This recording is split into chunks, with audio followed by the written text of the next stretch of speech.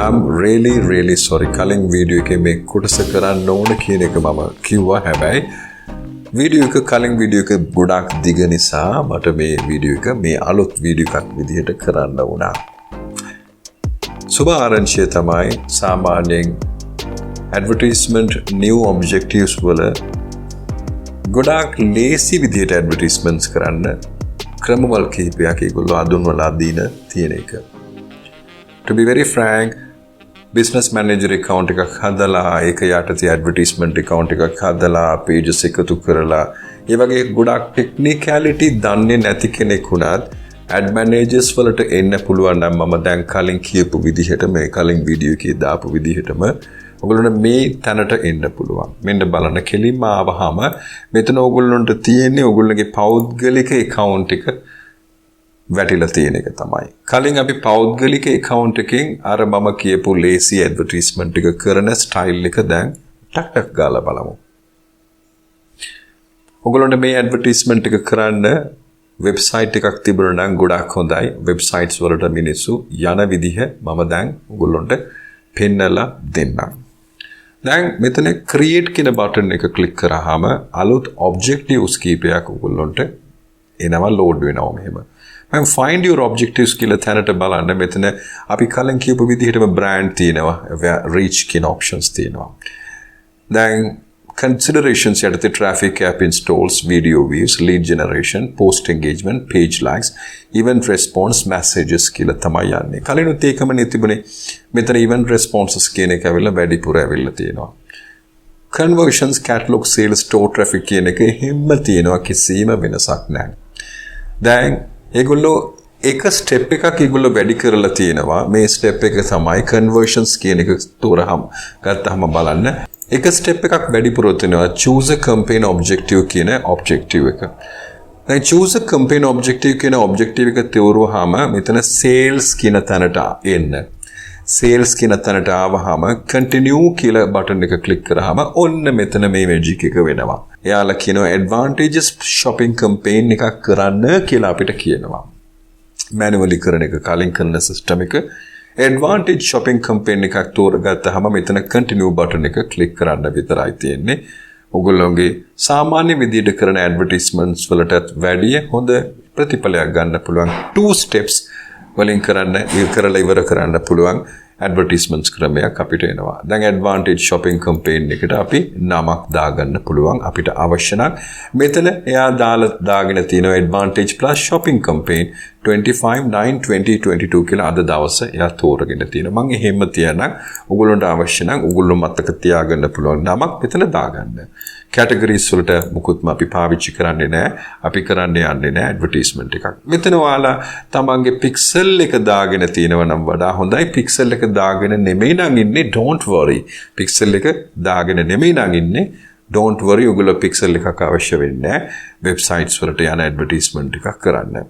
දැන් ඔයගොල්ලෝ අහන්න පුළුවන් එතකොට pixel එක නැතුව website එකට ad එකක් කරන්න පුළුවන්ද conversion ad එකක්? ඔව් කරන්න පුළුවන්. pixel කියලා කියන්නේ මොකක්ද?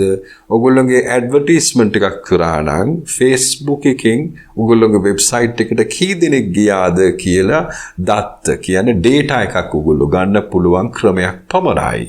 ඒ කියන්නේ Facebook එකෙන් මගේ page එකට කී දෙනෙක් ගියාද, මගේ website එකට කී දෙනෙක් ගියාද කියලා අඳුනගන්න system එකක් පමණයි. ඒක pixel එකක් කියලා කියන අපිට අවශ්‍ය වෙන්නේ අපිට business එකක් නේද? pixel එකක් නෙමෙයිනේ. ඒතර අපි business එකක් කරමු. ඒතර මේ area එක ඔයගොල්ලෝ neglect කරලා දාන්න. audience location එක ශ්‍රී ලංකා කියලා විතරක් දාන්න. මෙතන මොකුත්ම audience කරන්න අවශ්‍ය නැහැ. ඔන්න තියෙනවා.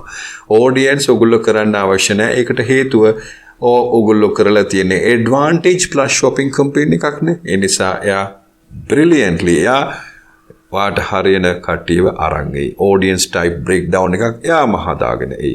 ඒතර daily budget එකට බලන්න මෙතන මම $10 දැම්මහම එයා කියනවා මට දවසකට 6300ක් ඉඳලා 18000ක් විතර මිනිස්සුන්ව දෙන්න පුළුවන්.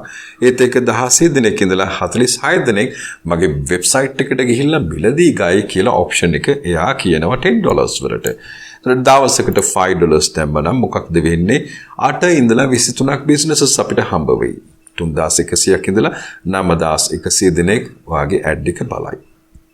එතකොට ගවුමක් විකුණන කෙනෙක් ඇවිල්ලා ඒ ගවුම් ඩීටේල්ස් ටික ඔක්කොම හදලා දීලා තියෙනවා නම් මේ ෆැබ්‍රික් එක මේකයි සයිස් එක මේක ලස්සනට ඇඩ්වර්ටයිස්මන්ට් එකක් දාලා තිබුණා නම් ඒකුල්ල වැඩි විස්තර ඉන්න ඉන්නේ නෑ නේද? ඒතර මේ ඇඩ්වර්ටයිස්මන්ට් එකට ඩෙෆිනිට්ලි ගිහිල්ලා බයින් කරන අය ඕ වගේ වැඩි විස්තර දෙන්න කියලා ඉන්න කට්ටිය නෙමෙයි. එතකොට බලන්න මෙච්චරයි අපි කරන්නේ මේ ස්ටෙප් එකේ.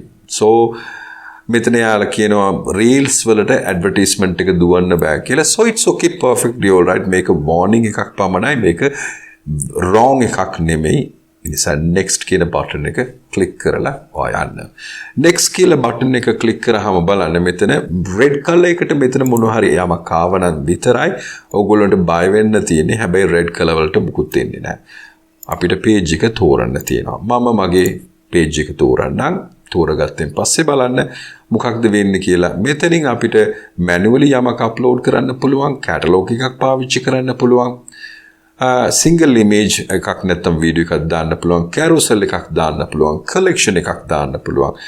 මම add creative එකට මෙතන අපි media එකක් දාන්න පුළුවන්, add an image කියලා. ඊට පස්සේ headline එකක් එහෙම දාලා යන්න පුළුවන්.